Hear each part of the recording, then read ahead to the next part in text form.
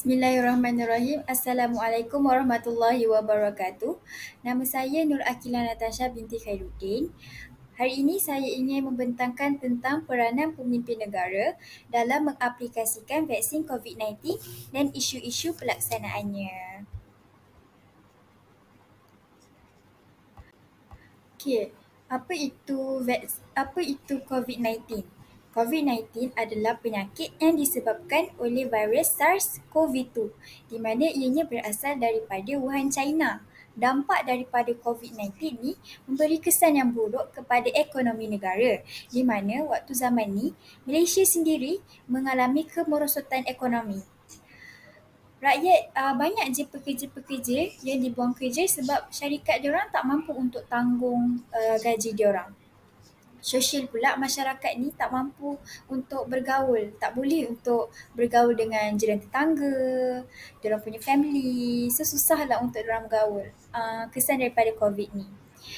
Lepas tu, hukum kepada vaksin COVID-19 ni adalah menurut Mufti Wilayah Persekutuan dan juga JAKIM telah menetapkan bahawa hukum dia adalah harus dan digalakkan. Sebab apa? Sebab vaksin ni dia tak ada pun unsur haram. Macam babi ke, darah ke, tak ada pun dekat situ. Jadi bolehlah untuk semua orang ambil. Dan ianya tak memberi kesan yang buruk kepada kesihatan seorang. Di mana ianya halal dan aman. Lepas tu manfaat pengambilan vaksin COVID-19 ni adalah dapat mengelakkan diri kita dan masyarakat daripada terjangkit dari penyakit COVID-19 ni. Yang kedua adalah dapat mengelakkan kematian. Jadi pentinglah untuk kita ni ambil vaksin ni. Seterusnya, peranan pemimpin negara dalam mengaplikasikan vaksin COVID-19. Okey, yang pertama, kerajaan mestilah menetapkan dasar dan keutamaan vaksinasi sosial. Vaksinasi nasional. Okey, contoh yang pertama, macam Kementerian Kesihatan Malaysia telah mewajibkan untuk golongan remaja yang berumur 18 tahun dan ke atas mengambil 2 dos vaksin. Sebab apa? Sebabnya diorang remaja ni lebih banyak terdedah kepada masyarakat. Macam pergi sekolah jumpa kawan-kawan. Jadi pentinglah untuk remaja ni mengambil vaksin ni. Untuk golongan tua yang berumur 60 tahun dan ke atas juga digalakkan untuk mengambil dos penggalak. Sebabnya dah tua takkan nak ambil 2 dos vaksin. Takut sekarang memberi kesan yang buruk lah dekat kesihatan diorang. Jadi dia just bagi dos penggalak je, di mana ianya berfungsi untuk mengelakkan diri kita daripada menjangkiti dan terjangkit COVID-19 ni. Bila kita ambil vaksin ni, badan kita akan menjadi semakin sihat lah. Contoh yang kedua, kerajaan ni dia tetapkan penjarakan fizikal. Ditetapkan dalam undang-undang supaya kita ni sentiasa menjaga jarak fizikal. Macam kat Malaysia kan, waktu zaman COVID-19 dulu, ditetapkan 2 meter antara kita dengan orang. Macam kat sekolah sendiri, meja kita dah tak boleh dah duduk bercantum. So dia kena pisahkan. Pisahkan 2 meter. Depan, belakang, kiri, kanan 2 meter. Lepas tu, kita kena pakai mask, kita kena sentiasa basuh tangan. Macam itulah. Macam kalau kita nak pergi kantin pun, nak beratur pun, kena beratur. Wajib untuk pakai mask waktu zaman COVID-19 tu. Tapi sekarang dah tak ada dah. So, boleh je tak pakai mask. Lepas tu, yang ketiga, contoh yang ketiga ni, kerajaan tu dia tetapkan untuk siapa yang terjangkiti penyakit COVID-19 ni, dia kena kuarantinkan dia orang dalam bilik seorang-seorang. Supaya apa? Supaya tak menjangkiti family dia lah. Makan dekat situ, tidur dekat situ, main dekat situ, kelas kat situ, mandi kat situ. Dia tak boleh berinteraksi dengan family dia. Family pun tak boleh berinteraksi, apatah lagi dengan masyarakat sekitar kan. Sampailah diorang betul-betul dah sihat, barulah diorang boleh keluar bilik. Barulah diorang boleh keluar untuk pergi sekolah kan. Itulah. Lepas tu, poin yang kedua adalah kerajaan perlu menyediakan pembiayaan untuk program vaksinasi. Pembiayaan ni berbentuk apa? Berbentuk bantuan kewangan lah. Macam dekat negara kita Malaysia ni juga, kerajaan telah memperuntukkan bantuan keuangan lebih daripada beratus-ratus juta ringgit untuk membeli vaksin ni. Vaksin COVID-19 ni untuk diberikan kepada masyarakat. Supaya apa? Supaya masyarakat tidak terbeban untuk membeli vaksin ni. Sebab negara kita sendiri telah memperuntukkan vaksin kepada masyarakat. Jadi tiada alasan lagi lah masyarakat untuk mengambil vaksin ni. Poin yang ketiga adalah kerajaan perlu mengurangkan halangan kepada vaksinasi ni. Okey, macam mana kerajaan nak kurangkan? Kerajaan perlu memberi percuma kepada masyarakat untuk mengambil vaksin ni. Macam kat Malaysia lah. Malaysia ni kerajaan dah tolong dah.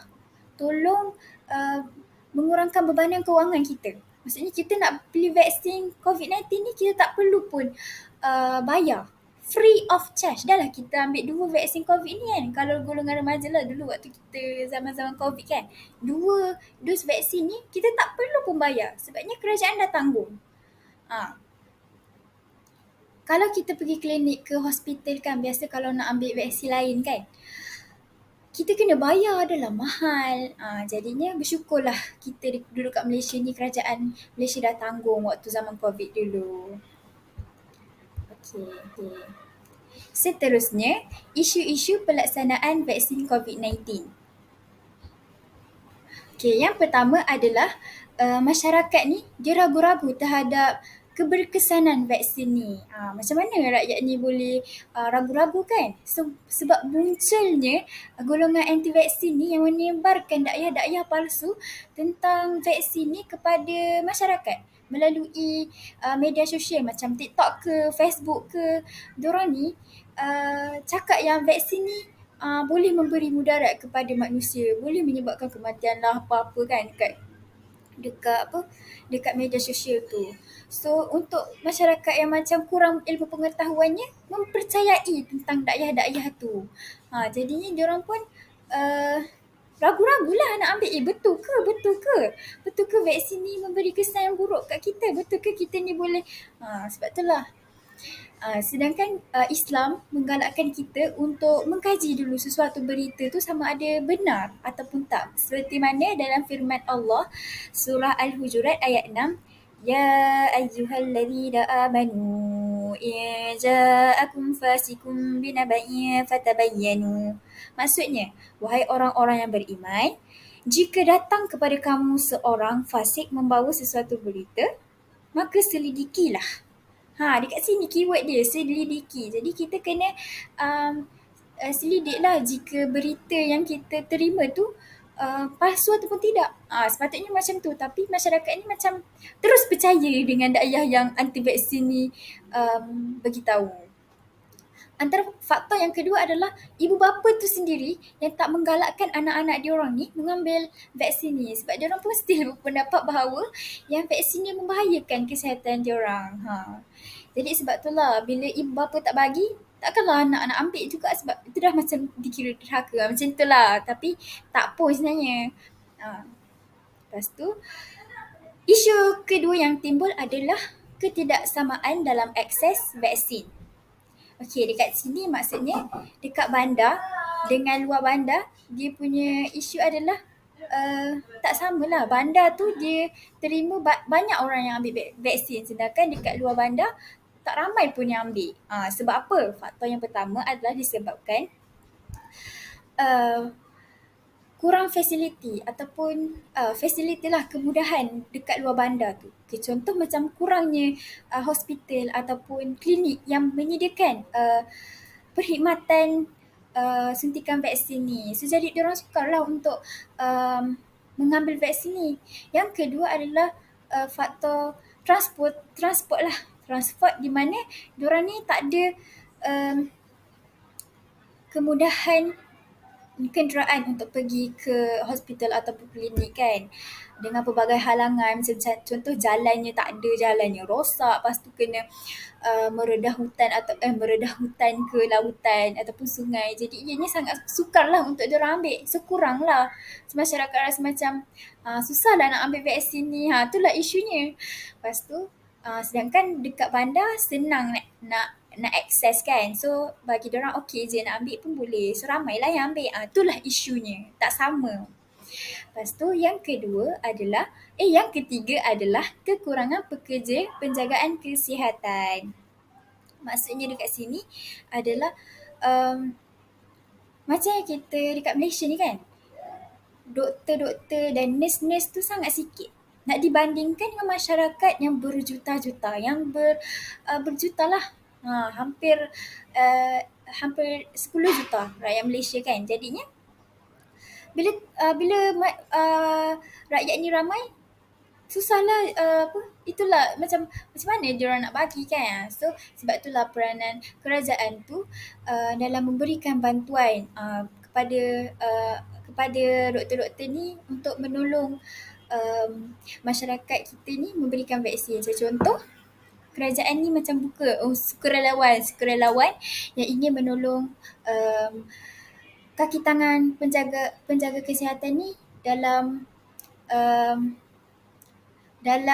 memudahkan urusan diorang sewaktu proses pelaksanaan vaksin ni. Jadinya itulah 3 isu yang timbul apabila kerajaan ingin melaksanakan vaksin ni. Jadi kesimpulannya, kita ni sebagai sebagai umat Islam ataupun sebagai masyarakat yang baik, kita ni seharusnya mengikut ataupun tunduk dan patuh dengan segala peraturan yang ditetapkan oleh kerajaan. Kalau kerajaan kata ambillah vaksin, jadi kita kena ambillah, sokong usaha kerajaan kan. Jangan kata macam taklah ketetapan yang ditetapkan oleh kerajaan ni macam tak relevan. Janganlah kata gitu. Kerajaan ni dia macam fikir banyak dan dia dah memandang pelbagai aspek dah. Jadinya kita just ikut je lah. Selagi mana ianya tak memberi kesan yang buruk dekat hidup kita, ambil je lah. Kalau dianya melanggar undang-undang, janganlah kita ikut pula. Macam tu. Lepas tu kerajaan ni pun memainkan peranan penting dalam memudahkan urusan masyarakat kita ni untuk mengambil vaksin. Macam sekarang ni, alhamdulillah kita hidup dekat dalam negara Malaysia ni dah aman dah daripada segala penyakit COVID. Kita dah boleh keluar tanpa pakai mask, kita dah boleh bercakap dengan kawan-kawan kita kan. Jadinya kita patut bersyukur. Itu sahaja daripada saya. Sekian, terima kasih.